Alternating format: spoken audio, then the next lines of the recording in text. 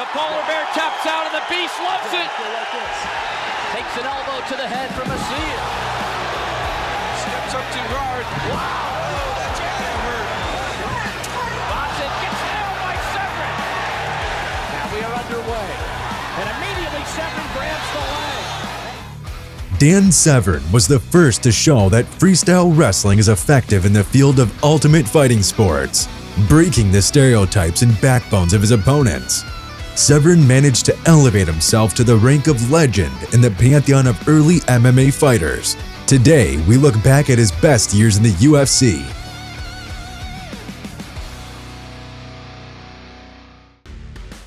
Dan Severn is a man who can safely be called one of the founding fathers of mixed martial arts. Growing up on a farm, the future fighter nurtured perseverance and diligence from an early age. These important qualities helped already grown-up Dan in mastering wrestling, the discipline that would become the foundation of his MMA style. According to his coaches and opponents, Severn was a real wrestling anomaly and had no problem unleashing even the most titled opponents. As for many athletes, Dan's dream was to get to the Olympic Games, but he lost his final qualifying bout and lost it to eventual winner of the Olympic Games. Injuries soon forced Dan to abandon his dreams of the Olympics. Severn began a coaching career, but it did not bring much money, so the financial issue was very acute. At the same time, the UFC, a new organization, was arranging its first mixed martial arts tournaments.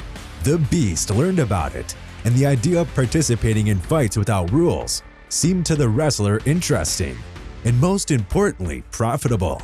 So on December 16, 1994, the American made his debut in the UFC 4 tournament. We must mention that the winner of the tournament was considered the champion at the time. The fighters had to enter the cage several times in one night to determine who is the strongest, and an objective system for judging fights had not even been invented yet. Despite all this, Dan decided to enter the cage. Truth be told, none of the organizers wanted to see the wrestler as a participant in the UFC tournament, and even having included him in the tournament, few expected much from the already not very young and good-natured wrestling coach. But Severn made all critics shut their mouths already with his first performance. In his debut, he faced an equally newcomer, Anthony Macias, who would go on to be nicknamed the Mad Dog for his brash and reckless fighting style. After missing a few low kicks, Severn decided to take matters into his own hands. He went in for a double leg takedown, then sweep his opponent across the canvas, then executed a couple impressive suplexes, which were the first in the history of the young organization. Going behind to discourage Macias, the Beast literally pressed his hand under his opponent's jaw and delivered a rough but very effective choke. The opponent in the semifinals for the MMA Pioneer was another striker, Marcus Bossett. The opponent delivered some painful body shots, so Dan waited for the leg to be thrown out again, and at the same moment, he performed an important takedown. After transition, the Beast made an arm triangle choke with just one hand, strangling the poor guy in less than a minute. In the final fight of the tournament, Severn found himself in the cage with the winner of UFC 1 and a true discovery of the martial arts world, Royce Gracie, who was able to make any opponent give up. At the first opportunity, Dan flew into the Brazilian's legs and ended up in his guard, but there was no further development. The fighters spent about 15 minutes in that position. In the first 5 minutes, the American tried to choke his opponent, relying on his inhuman strength, but failed to finish the submission. Then Gracie's jiu-jitsu kicked in. Royce repeatedly tried to use the Ezekiel choke, being neutralized by Severn. and also threw a triangle with his legs. The American defended against 2 submission attempts, but could not endure the third and tapped, giving the victory to his opponent. After working on his striking technique and diversifying his style on the ground, Severn returned at UFC 5. This time, he was greeted first in the cage by the unrealized judo Olympian, Joe Charles. The Beast, in his own fashion, rushed in for a first seconds takedown. Once on the ground, the fighters moved rather quickly to the guard position, where Dan immediately showed his progress. After landing a body shot, he immediately straightened his posture, preventing Charles from pinning him. Joe tried to go for a classic judo armbar from the guard, but lost his position and turned his back on Severn. A classic white belt mistake. The American immediately took his back and choked his opponent, which sealed his way into the semifinals.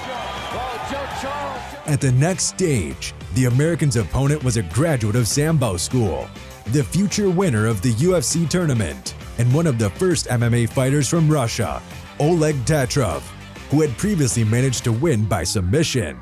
Tatrov didn't want to get into a wrestling exchange, but Dan left him no chance. Severn goes in first. After the throw, he decided to move away from his old tactics with submissions and focus on a tight ground and pound. The rules allowed him to strike with any limb, and the Beast actively took advantage of that. Elbows, knees, and even his head, everything was flying in Oleg's direction. At one point, the Sambo fighter managed to repeat Joe Charles' armbar move, but paid for it with a batch of hard knees. Soon the Russian's entire face was drenched in blood, and John McCarthy decided to stop the fight in view of the horrible cut. The finale of the UFC 5 tournament. Just like last time, Dan made it to the end without much difficulties. But if last time his path went through strikers, this time he met only with grapplers in every fight. The main event of the evening was no exception. Severn's last opponent was freestyle wrestler and judoka Dave Beneteau, who had 2 stoppage victories in less than 3 minutes during the tournament. Beneteau was the first who not only withstood the initial onslaught of the Beast, but also tried to take Severn down. The American was able to stay on his feet, but missed some very heavy uppercuts, and then went into a tight clinch. The mutual fight for the takedown lasted a couple of minutes until Severn unexpectedly made the undercut. Dave, who wasn't expecting that, immediately gave up side control, which was a fatal mistake for him. Because he's across the body. Dan got his opponent's arm and immediately made a submission, ending the night with his 3rd finish and becoming the UFC champion. After winning the coveted belt, Severn decided not to miss the opportunity and took part in his 3rd UFC tournament. This time, the Grand Prix was packed as tightly as possible, so his first opponent was none other than Ken Shamrock, who has already fought more than 20 fights under the MMA rules. Ken tried to make a quick takedown, but the wrestling masters saw it coming and made a sprawl. The fighters exchanged with clinch holds, trying to get each other off the ground, but all attempts were ineffective. There was a complete parody in stand-up wrestling. But as soon as Dan put his head down, Shamrock immediately closed a tight guillotine choke. Feeling the steel hands on his neck, the Beast decided not to lose his health and quickly capitulated, flying out of the tournament in the first fight. 1995 gave MMA fans 3 UFC tournaments, the last of which fell in December and was called the Ultimate. This time the audience was to see 9 bright fights. There were many familiar faces among the fighters, including champions of earlier events, Tatrov and Severn. In the quarterfinals, Dan had to fight the wrestler Paul Verlins, who was a finalist of the 7th tournament, but lost by technical knockout. Polar Bear wanted to run Dan over, but the American immediately moved the giant Paul to the mats with ease. After taking side control, the veteran began to look for an opportunity for a choke, and very soon he found it. Paul's neck was in Severn's steel grip, and it was impossible to get out of it. The Polar Bear taps out of the... In the semifinals, the skilled wrestler's opponent was a true people's favorite and master of street fights, Dave Abbott, known to the world as Tank.